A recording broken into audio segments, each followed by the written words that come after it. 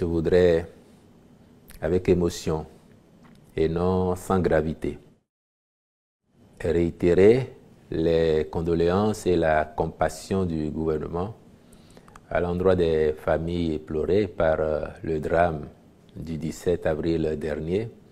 Condoléances et compassion qui vont également à toute la nation, parce que chaque enfant du Bénin qui meurt, c'est toutes les familles du Bénin qui sont éplorées.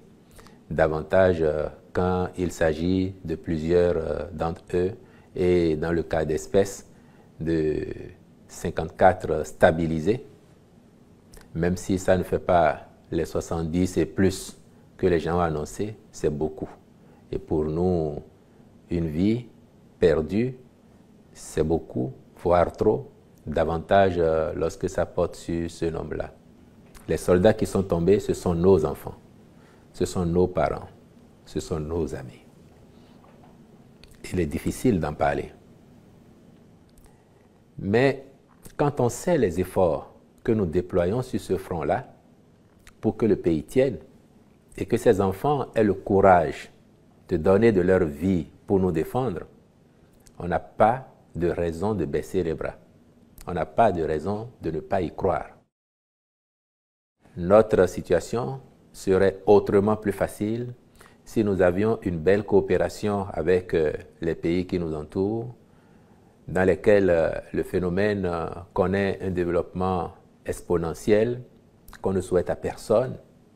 Donc notre situation serait autrement plus aisée si nous avions une belle coopération. Mais lorsque vous savez que les points où ces attaques du 17 avril, notamment, sont intervenues, sont sur la ligne frontière, vous pouvez comprendre que si de l'autre côté de la frontière, il y avait un dispositif, au moins comme le nôtre, ces attaques ne se dérouleraient pas de cette façon ou ne se produiraient même pas.